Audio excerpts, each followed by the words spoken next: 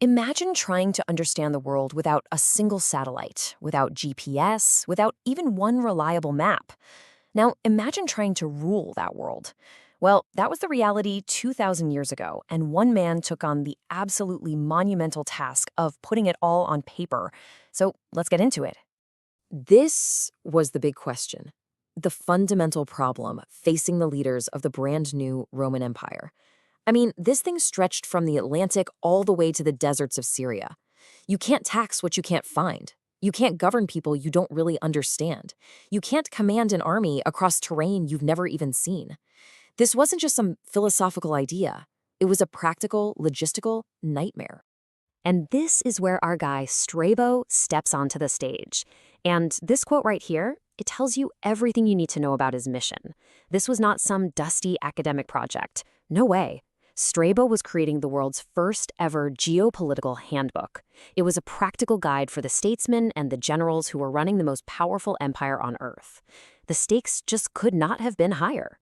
Now, to really appreciate just how revolutionary Strabo's work was, we first have to understand the world he was born into, an empire that, for all its power, was basically flying blind. Okay, so picture this. You're in the Augustan Age. The chaotic, bloody Roman Republic had just died, and in its place was a single, centralized empire under Emperor Augustus. Rome had conquered pretty much the entire known world. But now came the really hard part. How do you actually manage it? This massive, multicultural empire needed a coherent picture of itself just to survive. Before Strabo came along, geographical knowledge was, well, a complete mess.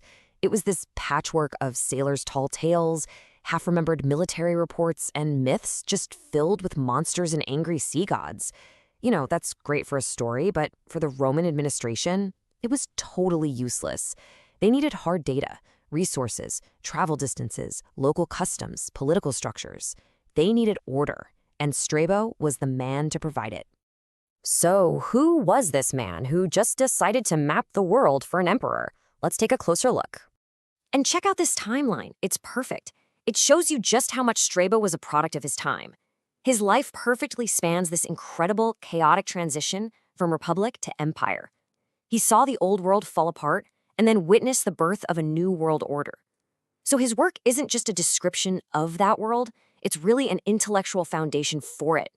Strabo was so much more than just a mapmaker. Born in what's now modern-day Turkey, he was a philosopher, a historian, and an absolutely insatiable traveler. His Stoic philosophy gave him this deep belief in a rational, ordered cosmos, and his top-tier education gave him the critical tools to analyze all sorts of information. I mean, he was uniquely qualified for this massive undertaking. Okay, but how? How did one person 2,000 years ago even begin to tackle a project this enormous? Well, it turns out his method was just as groundbreaking as the final product. His method was incredibly modern. First, it started with direct observation. The man traveled everywhere, from Armenia to Tuscany.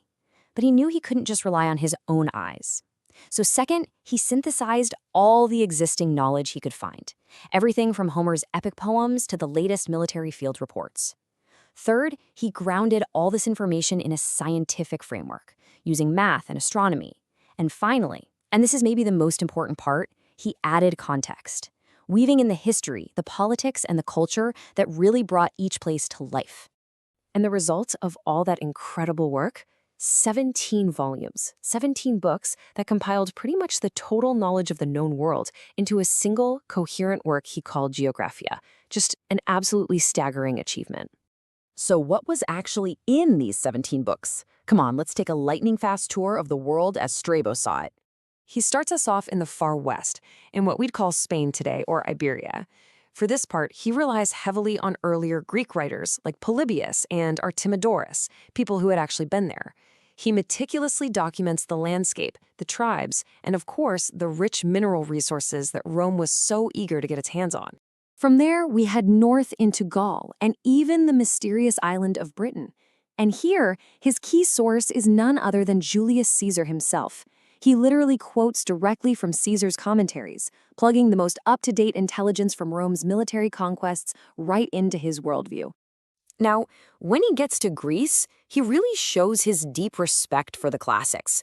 He uses Homer's Iliad, almost like a foundational geographical text.